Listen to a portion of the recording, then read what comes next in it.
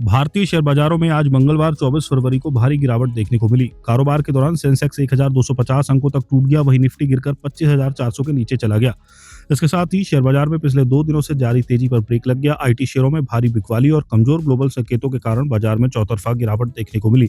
इसके अलावा रुपए में कमजोरी से भी निवेशकों के मनोबल पर असर पड़ा। अधिकतर सेक्टोरल इंडेक्स लाल निशान में कारोबार कर रहे थे। कारोबार के अंत में बीएसई सेंसेक्स 1068.74 पॉइंट्स या 1.28% गिरकर 82,225.92 पर बंद हुआ। वहीं निफ्टी 288.35 पॉइंट्स या 1.12% गिरकर 25,424.65 के स्तर पर बंद हुआ। निफ्टी मिड कैप 100 और निफ्टी स्मॉल कैप 100 इंडेक्स में 0.5% की गिरावट आई। शेयर बाजार में आज की इस गिरावट के पीछे 5 बड़े कारण रहे। पहला, आईटी शेयरों में तेज बिकवाली। आईटी सेक्टर के शेयरों में आज तेज गिरावट देखने को मिली। इसकी वजह यह है कि दुनिया भर में आर्टिफिशियल इंटेलिजेंस को लेकर नई चिंताएं बढ़ गई हैं। एंथ्रोपिक नाम की अमेरिकी एओ कंपनी ने दावा किया कि उसका क्लाउड कोड टूल पुराने सॉफ्टवेयर सिस्टम को अपडेट करने की लागत और जटिलता को काफी कम कर सकता है। इससे पारंपरिक आईटी कंपनियों के कारोबार पर असर पड़ने की आशंका बढ़ गई है। सुबह करीब 9:30 बजे आईटी इंडेक्स 3% तक गिर गया और ये बाजार में सबसे ज्यादा गिरने वाला सेक्टर बन गया। दूसरा है रुपए में कमजोरी। मंगलवार को शुरुआती कारोबार में रुपया 7 पैसा गिरकर 90.96 प्रति डॉलर पर पहुंच गया। कच्चे तेल की कीमतों में बढ़त और डॉलर की मजबूती ने रुपए पर दबाव बनाया। शेयर बाजार की कमजोर शुरुआत का असर भी करेंसी पर पड़ा। हालांकि विदेशी संस्थागत निवेशकों की खरीदारी से गिरावट कुछ हद तक सीमित रही। इंटरबैंक विदेशी मुद्रा बाजार में रुपया 90.91 पर खुला और बाद में 90.96 तक फिसल गया।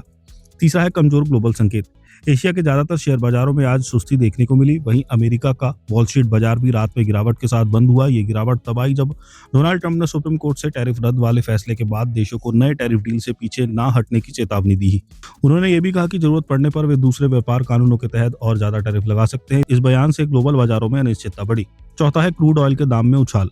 अंतर्राष्ट्रीय बाजार में ब्रेंट क्रूड का भाव आज 1% बढ़कर 72.13 डॉलर प्रति बैरल हो गया। तेल की कीमतों में बढ़ोतरी भारत के लिए चिंता का कारण है, क्योंकि इससे व्यापार घाटा बढ़ सकता है और महंगाई दबाव बढ़ सकता है, जो निवेशकों के भरोसे को प्रभावित करता है। पांचवा है weekly expiry. Nifty derivative contracts की आज मंगलवार को वीकली एक्सपायरी है, जिससे बाजार में उतार चढ़ाव बढ़ गया। एक्सपायरी वाले दिन ट्रेडर्स अपने फ्यूचर्स और ऑप्शंस पोजीशंस को बंद या अगले हफ्ते के लिए आगे बढ़ाते हैं, जिससे कि दिन के दौरान शेयरों की कीमतों में तेज बदलाव देखने को मिलता है। जियोजीत इन्वेस्टमेंट्स लिमिटेड के चीफ मार्केट स्ट्रेटेजिस्ट आनंद जेम्स ने बताया कि पिछले ट्रेडिंग सत्र में निफ्टी 25,700 के ऊपर टिकने में संघर्ष करता दिखा, जो ये संकेत देता है कि तेजी की गति कम हो रही है।